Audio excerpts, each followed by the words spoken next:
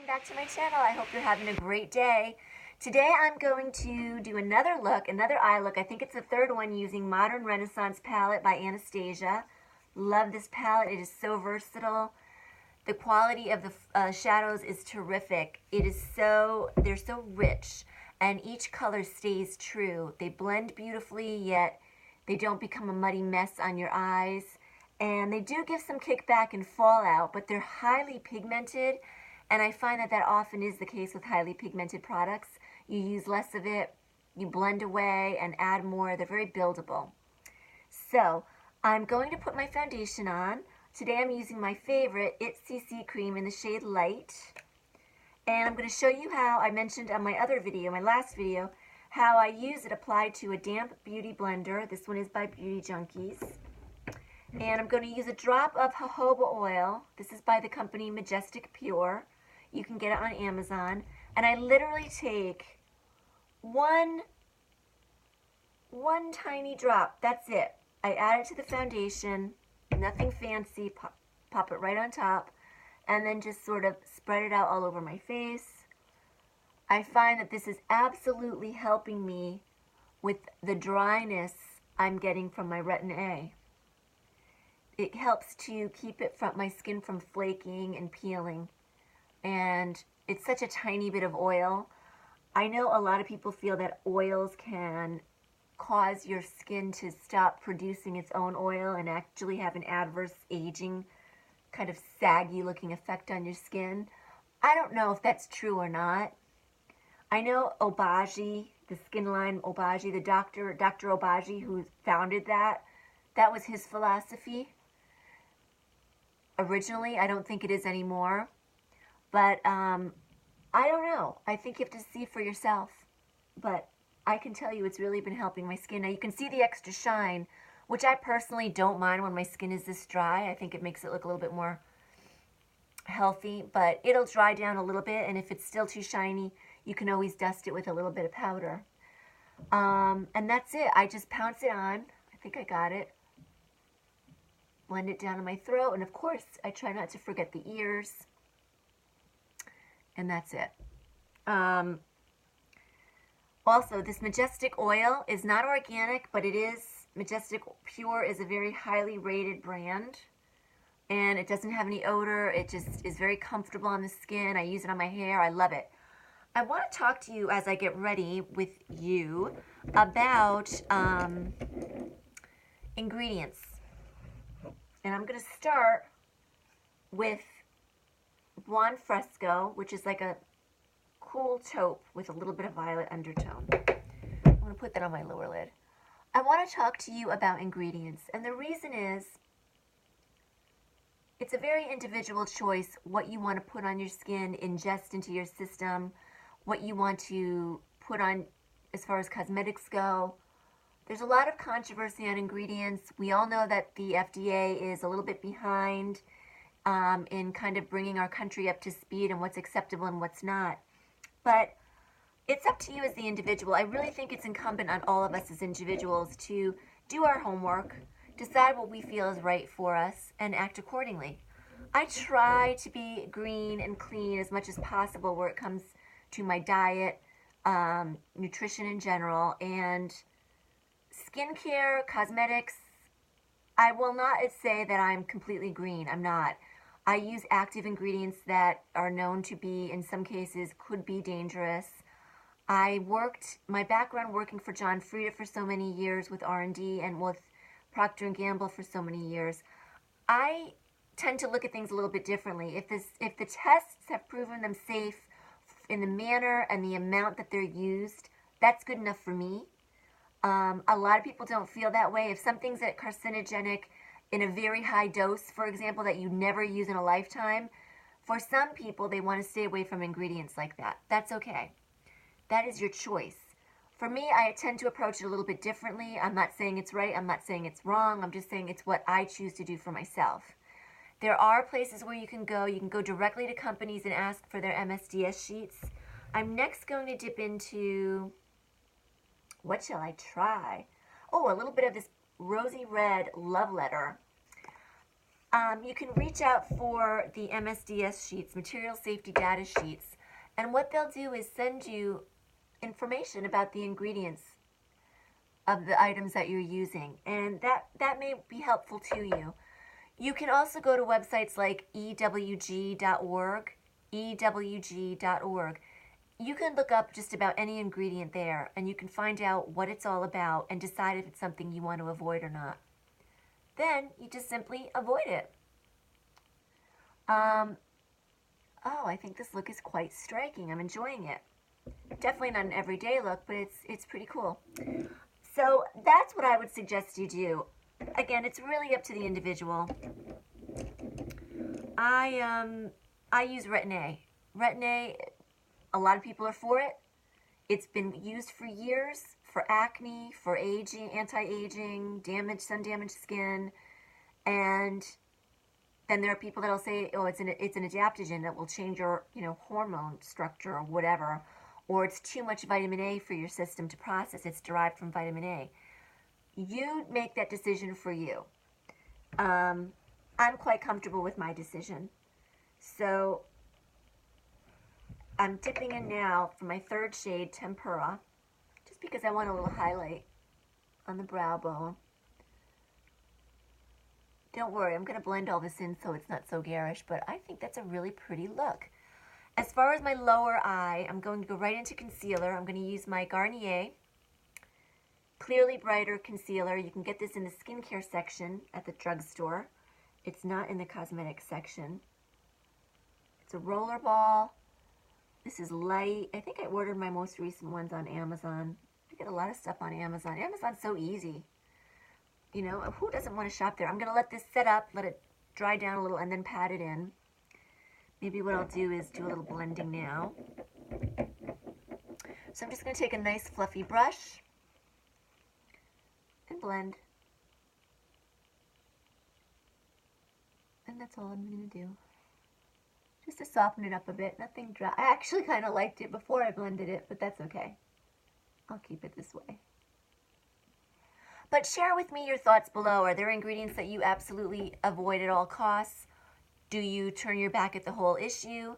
Are you like me where you're, 50-50? Is there something that you are absolutely for or against? I'd love to hear your thoughts. Personally, I feel the worst culprit is what we eat. Preservatives. I try really to go, not always organic, but as organic as I possibly can.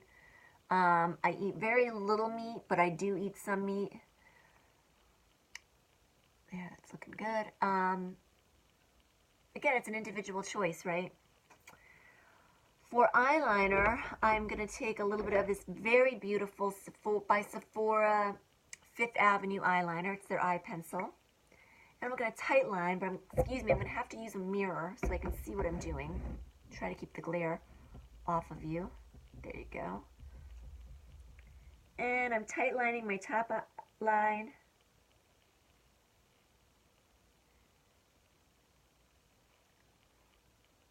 You can see the difference from one eye to the next.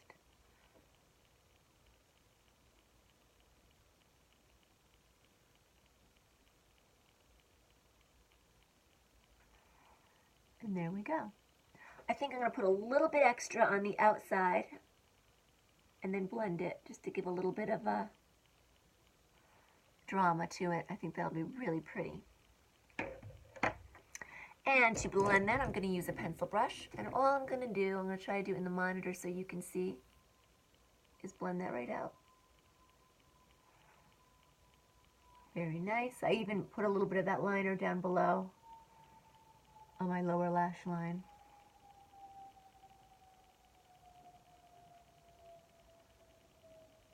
Yeah, I think this is fast becoming one of my more favorite eye looks. And it's just because I took the same palette I've had for about 1.5 years now, and instead of doing the same 1 or 2 looks that I always do, I'm trying to think out of the box and just use the palette, use the shades I don't normally use, and apply them in a different way than I normally do, just to keep it fresh and use the colors so that I don't end up throwing away a palette where all my favorite shades are gone and then there's a bunch of shades that I'll never use. I just don't want to waste my money. It's too hard to come by. And if I hadn't mentioned before, I think I told you I'm only buying the things I need right now, and I'm really working through. Things like eyeshadows, I've got plenty. So I'm not going to be buying any for a while. I'm going to just keep using what I have until I work through it. And I'm perfectly happy with that. Let's talk about mascara. Sumptuous Knockout in black by Estee Lauder. I've already curled my lashes, and I love this mascara. It just goes on like a dream. It doesn't flake, it doesn't thicken up. It's just so pretty, and it removes very easily, which I love. I really don't like tugging at my lashes. And I don't like tugging at my eye skin. It's not good for anybody to do that. There we go. Oh, a little clumpy right there. A couple of my longer lashes on the end get stuck together. They like cross over. There we go. Do you ever notice how there's always one or two lashes on the end that don't want to cooperate? That's okay. All right, so that looks, I like that look. Okay, now I'm going to do a little bit of contouring. I'm going to use Wet n Wild contour palette. This is in Dulce de Leche. It's got a rosy mauve undertone, and I'm going to do a little bit of contouring. Just a little.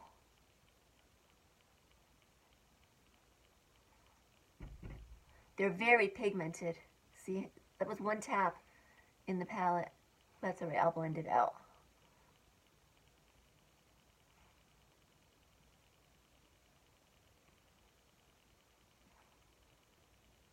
And just bring a little bit up here.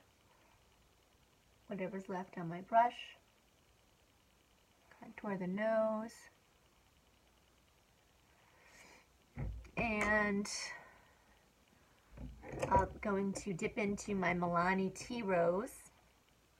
It's a beautiful pink, and it's a matte, so there's not any shimmer. This was not the right brush. It's a little too stiff. That's all right. I'm going to blend it all in a moment. And I'm going to use this, I forgot if this was it or an old Sephora brush. I'm going to take the highlight side, which is very pretty, and it doesn't have any shimmer, so it's very flattering. And I'm going to just kind of tap that in over the top, and then use it to blend this in a bit.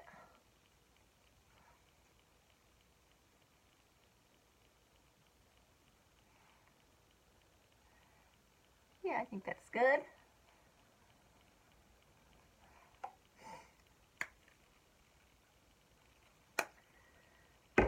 Quick and easy. I'm going to finish with some lips, and then we'll all be free to enjoy our day. It's a rainy day. It's supposed to rain here on the East Coast, I think now through Sunday. So that's all right with me, as long as we get a beautiful spring with lots of flowers. I get a little bit anxious every spring to see what perennials have survived the winter and what haven't. I've been pretty lucky since we lived in our house. The things we planted have done more or less pretty well. We've lost a few plants along the way, but for the most part, really good. So I can't wait to get out there and start gardening and seeing the flowers. I love it.